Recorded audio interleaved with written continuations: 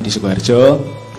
Transitnya itu ada di rumah Pak Lurah ya, yang lama bekas rumah Pak Lurah itu berapa puluh generasi itu sudah tidak pernah dibuka. Jadi rumahnya itu dibuka gara-gara mau ditransiti Kiai Kanjeng. Nah, jadi omah wae diresiki terus buat transit kita. Di situ itu ternyata Pak Lurah zaman dulu itu kan nggak mungkin nggak pakai macam-macam ya. Biasanya kan ono sing duwe pengajian pengajian. Nah, jadi transitnya itu di rumah Pak Lurah dan di ruang tengah itu, terus di belakang itu ada kayak ruangan kamar sekat kayu itu ya Mas ya. Sekat kayu, terus kita transit di sana. Akhirnya kita transit di sana. Terus waktu beberapa saat Mbah Nun hadir itu ya Mas Islam ya. Terus Mbah Nun hadir itu ketika masuk, saya sama Islam lihat di atas itu kan rumahnya agak tinggi. Ada kayak muka serem gitu loh. Ngetok itu loh, cuman separuh gini ya. Terus Mbah Nun itu masuk, kebetulan ketika mau masuk itu beliaunya sempat melihat ke atas bentar ini, tapi beberapa detik mukanya tuh langsung kayak wedi loh Mas. Mundur langsung kan. Wih, iki ya. Apa ya itu. Terus kita transit di sana, terus mainnya itu ternyata perempatan ya, pas perempatan jalan. Nah, di pojokan jalan itu ada wit apa Mas? Nah, pada di pojokan itu ada pohon. Nah, itu pohon kayak pohon apa itu kurang tahu saya. Nah, ini sini pocongan kabeh Mas. Jadi ketika main itu Mas di sini kok kliut ngerti Mak, gledak lho ngopo Mas? Kang Sluman pocong papat. Jadi Kang Sluman, wah Kang Sluman sugus sih Mas. saya lagi main perkusi ya, ngerti Mak, mesti Mak kliut gledak langsung Mas Is. Ke belakang ternyata itu Kang Sluman sugus oke lho Mas. Jadi di sugusnya di cukup isi siji ya, cul. Nah, wes aman gitu. Terus menurut kita itu gensetnya itu nutupi jalan yang biasanya mereka itu lewat gitu loh Mas. Dan mereka lewat ya lewat kono. Jadi mereka itu juga punya jalan gede kayak ditutupi genset. Ora trimo, ono sing trimo ya war biasa tuh Mas. Warga itu kan ono sing oh ya wis kira apa lewat melipir kayak. Ono sing ora trimo ngono njuk ngerti-ngerti opo iki gajul buar. Dilalah kena warga sing ngono gitu loh Mas. Mas is piye? Ayo wis ben ngeyel genset ra dundurke. Gitu ya Mas ya. Semua temen ngantuk. Terus saya kebetulan bloggingnya deket Yoyo, itu lagunya itu tempo pelan, deng gitu. Neng tak delok kowe bul tangane cenanangan, jan kriting kayak. Terus tak getak, bajigur ngopo to yo? Dia dengan panik tapi saya nyengenges tapi tetap panik. Itu ambo piye iki, tapi terus tidak bisa menghentikan itu, tidak bisa ngontrol itu. Ya itu selebihnya saya ngantuk. Semua ngantuk. Mungkin itu Mbak Ambon.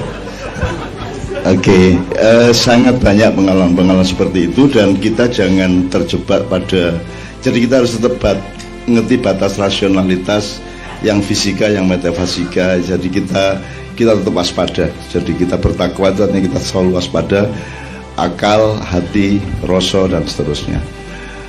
Sebenarnya hampir tidak ada tempat di mana kita tidak digangguin sebenarnya. Kalau waktu di Tuban yang ngantuk semua itu kan karena mereka tidak rela pada bupatinya, karena dia akan jadi bupati lagi dan seterusnya, terus kita yang kena dan seterusnya. Teman sekalian, sekali lagi kita harus waspada terhadap itu semua. Ojo gampang ngeklaim, tapi juga ojo gampang percaya, tapi juga ojo gampang ora percaya. Lebih baik kita memakai peralatan yang Allah kasih ke kita, yaitu akal sehat, tapi juga kepekaan rasa. Nek kue akal sehat tok, kue kehilangan separuh. Nek kue kepekaan rasa tok, kue iso kepleset kepada separuh yang lain. Jadi sekali lagi ini pelajaran sehari-hari ya. Jadi tidak ada yang penting amat. Yang mungkin Bobit lupa adalah saya tunjukkan kepada mereka hasil foto saya di situ. Aku moto. Liane di ranu sing dadi to.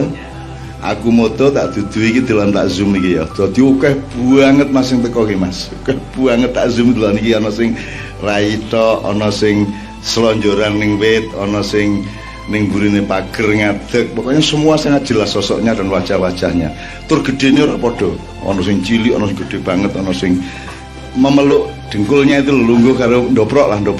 Dan seterusnya macam-macam. Dan mereka itu semua pengikut pengajian yang setia. Ya. Jangan lupa saya sangat menghormati baginda Nabi Sulaiman dan kita sangat banyak belajar kepada dia. Sayang sekali tidak pernah ada yang belajar kepada Nabi Sulaiman. Paling pol mengagumi dan memitologisasikan Nabi Khidir ya, yang peristiwanya sangat sekilas. Itu pun tidak dipelajari secara ilmiah gitu ya. Oke, ini banyak kita bisa omongkan, kapan-kapan kita tambahi lagi, tapi untuk pembelajaran kejernihan agar menemukan pas dan kesempurnaannya masing-masing ya. Saya punya banyak cerita mengenai itu tadi. Itu semua kekuasaan Allah dan sama sekali saya tidak punya kekuatan apa-apa. Saya sama sekali tidak punya kuasa apa-apa. Mohon itu diingat. Jadi kita tidak pernah sempat untuk GR pada apapun yang ada pada kita, karena semua yang ada pada kita adalah milik Allah Subhanahu wa taala. Ya, asal tauhid ini Anda jaga, insya Allah akan lebih dimudahkan oleh Allah. Menurut ya, ya Mas ya, bismillah ya. Sekarang tepuk tangan untuk terakhir Pak Muzamil ya. Ya, kalau masalah kesurupan itu kan itu macam-macam sebabnya. Jadi memang jin itu disebut dalam Al-Quran. Al-Quran itu sudah ada surat Al-Jin. Jadi bukan klenik jin itu, ya. Jin itu memang sungguh-sungguh ada Al-Quran. Wa ma khalaqtul jinna wal insa. Dalam surat Al-Jin Allah berfirman itu ya, qul uhiya ilayya annahu istama'a nafarun minal jinni faqalu inna sami'na qur'anan ajaba yahdi ila rusdi fa amanna bihi wa annahu ta'ala jaddu rabbina mattakhadha sahibatan wala walada, dan seterusnya. Wa anna minnas solihuna wa minna duna dzalik kunna tara'iqa kidada. Itu firman Allah. Wa anna minnas solihun, dan sesungguhnya di antara kami para jin itu ada yang soleh, wa minna duna dzalik, dan di antara kami yang tidak soleh. Kunna tara'iqa kidada, kami itu punya jalan yang bermacam-macam. Jadi yang kesurupan itu bisa karena cinta kepada yang disurupi, bisa karena memusuhi. Jadi macam-macam. Kalau karena cinta itu sebetulnya kalau diolah bisa menjadi kekuatan. Jangan dikira banyak kiai itu yang juga kekuatannya berdasar dari situ, gitu ya. Meskipun harus bisa mengatasi, kan begitu ya. Tapi ada yang karena permusuhan. Kalau karena permusuhan akibatnya buruk itu.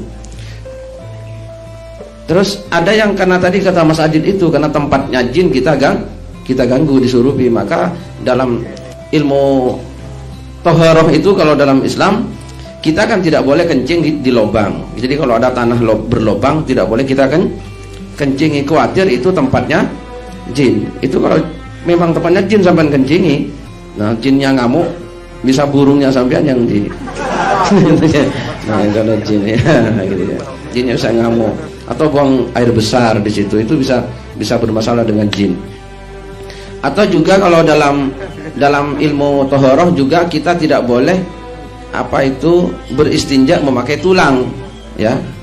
Jadi tulang bisa kita buang air terus untuk menggosok kotorannya pakai tulang, itu tidak boleh karena tulang itu makanan jin. Jadi dulu jin itu pernah matur kepada Rasulullah minta dikasih makanan, maka oleh Rasulullah jin itu dikasih tulang. Nah itu ya. Jadi tulang itu bagian dari makanan jin. Itu masalah kesurupan. Terus tapi sebetulnya ada yang lebih penting lagi yang mau saya sampaikan. Jadi saya malam minggu kemarin saya kan ke Bali, dan alhamdulillah saya berkesempatan makyahan berempat dengan gurunya beliau, yaitu Umbu Landu Paranggi, mulai jam 12 malam sampai hampir subuh.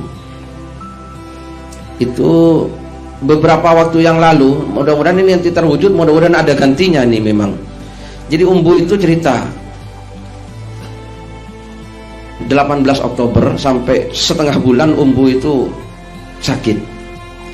Karena Umbu itu sebetulnya punya keinginan yang belum disampaikan kepada beliau. Yang beliau menyebut Mbah Non ini M.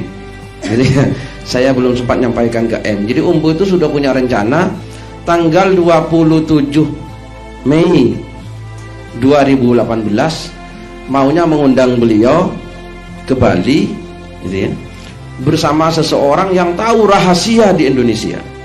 Karena orang tersebut 13 tahun di Leiden, dia sudah membaca semua apa yang ada di perpustakaan Leiden.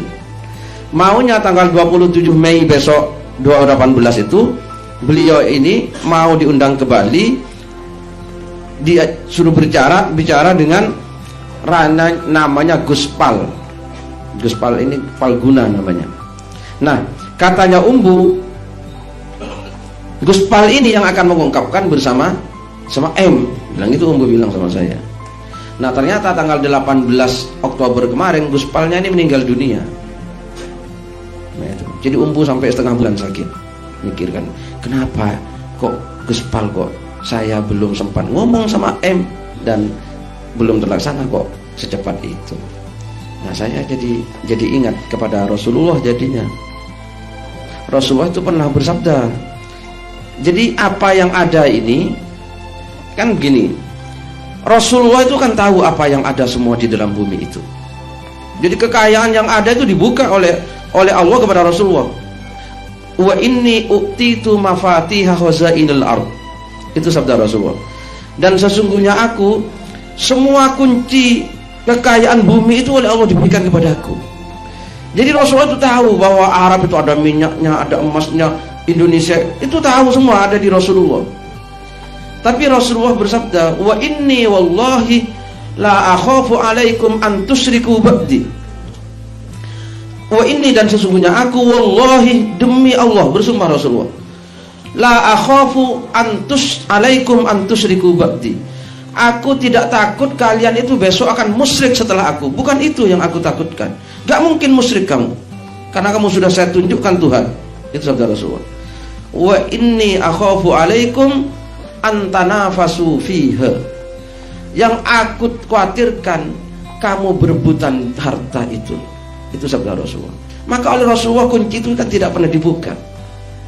Rasulullah itu tahu di Mekah itu di mana saja, di Madinah itu di mana saja, di Syria mana saja, Irak mana saja, Indonesia mana saja, sumber-sumbernya itu diberikan kepada Rasulullah. Tapi Rasulullah tidak pernah membuka itu. Karena sabda Rasulullah, yang aku khawatirkan bukan kamu musyrik, tapi aku khawatirkan kalian perang gara-gara tahu itu semua.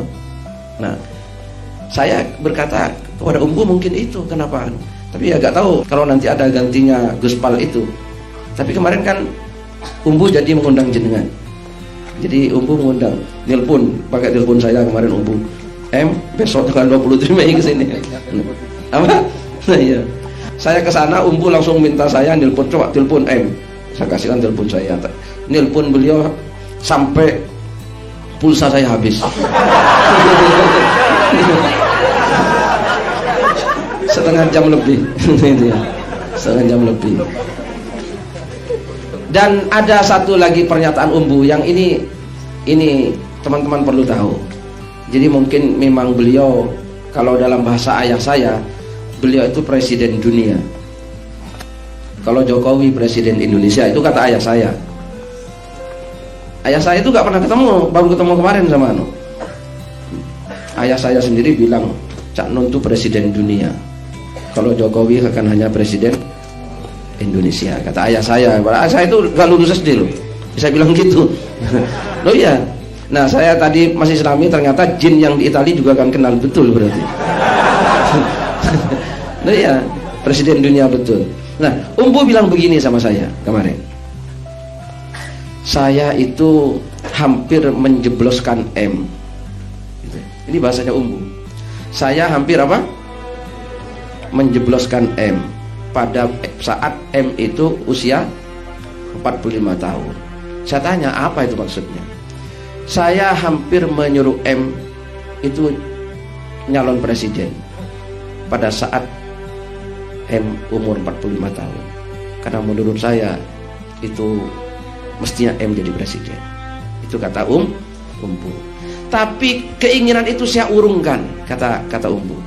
Jadi baru keinginan, tapi saya urungkan. Karena kalau Umbu yang merintah, saya kira beliau akan apapun dilakukan kan. Maka sebetulnya gampang teman-teman, hanya tinggal Umbu. Nah ya, nggak mungkin beliau menolak Umbu, iya kan? Nah, tapi Umbu bilang gitu.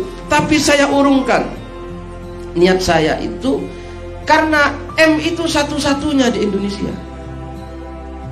Seandainya ada 3 M di Indonesia, saya suruh 1, karena celaka 1 masih sisa 2 katanya. Nah itu bahasanya Umbu. Nah itu rupanya ya dimaknai sendiri-sendiri. Ini ya, satu-satunya. Ya mudah-mudahan beliau panjang umur dan ya itulah presiden dunia. Gitu ya. Jadi jangan heran kalau Jin di Italia juga kenal. Mungkin itu yang bisa saya sampaikan. Terima kasih. Assalamualaikum warahmatullahi wabarakatuh. Betapa kita sungguh-sungguh harus belajar kembali kepada diri kita sendiri. Kita adalah bagian dari diri yang dulu, sekarang kita menjadi diri yang sekarang. Dan kalau kita tidak belajar diri kita yang dulu, kita juga tidak akan pernah mengenal diri kita yang sekarang, apalagi diri kita yang akan datang. Jadi alhamdulillah pada malam hari ini saya mohon tidak terjadi kesalahpahaman dan klaim-klaim atau ketergesaan untuk menyimpulkan sesuatu, apalagi yang menyangkut khilafiyah dan seterusnya, karena ini masalah kawruh, masalah ilmu, dan kita harus sangat hati-hati. Dan saya mohon maaf sekali, betul-betul Kiai Kanjeng harus segera langsung ke Purwokerto, dan saya juga harus pulang dulu mandi, kemudian saya juga harus langsung ke Solo karena jam 8 pagi saya acara di sana. Tuh. Saya mohon kepada Allah agar Anda malam hari ini mendapatkan sangu banyak. Sangunya tidak dari saya, tidak dari kami yang di panggung, sangunya berasal dari Allah SWT. Yang mana yang akan bermanfaat, Allah yang akan memberi petunjuk kepada Anda. Asalkan Anda ikhlas, Anda lego lilo terhadap apapun yang menimpa Anda pada malam hari ini. Amin ya rabbal alamin. Silakan Mas Doni, kemudian Pak Muzamil akan memimpin doa singkat pada malam hari ini.